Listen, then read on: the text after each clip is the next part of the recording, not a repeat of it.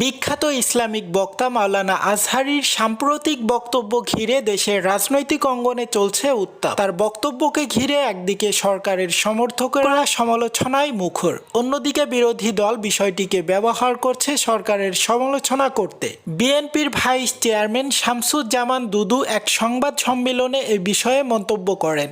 তিনি বলেন, আজহারীর বক্তব্য দেশের মানুষকে নতুন করে ভাবতে বাধ্য করেছে। এটা সরকারকে সচেতন হওয়ার সময় মনে করিয়ে দিচ্ছে। গণতন্ত্রের কণ্ঠ রোধ করা হবে, বাংলাদেশের জন্য মারাত্মক ক্ষতিকর। তিনি আরও বলেন, আজহারীর মতো ধর্মীয় ব্যক্তিত্বের বক্তব্যকে আক্রমণ করা কোনো সরকারের জন্য শুভ হবে না। জনগণের স্বাধীন মতপ্রকাশের অধিকারে হস্তক্ষেপের ফল কখনো ভালো হবে না। সরকারি দলের তরফ থেকে এ বিষয়ে পাল্টা প্রতিক্রিয়া বলা হয়েছে, ধর্মীয় বক্তব্যের আড়ালে দ্বিমত ছড়ানোর চেষ্টা কোনোভাবেই মেনে নেওয়া হবে না। এদিকে সাধারণ মানুষ এই ইস্যুতে মিশ্র প্রতিক্রিয়া দেখাচ্ছে। কেউ আজহারীর পক্ষে দাঁড়াচ্ছে, আবার কেউ তার বক্তব্য রাজনৈতিক প্রভাবিত বলে মন্তব্য করেছে। আজকের আপডেট এ পর্যন্তই। আপনারা দেখছেন এইচএ গ্লোবাল নিউজ, সাথে আছে আমি হুসাইন আহমেদ। ধন্যবাদ।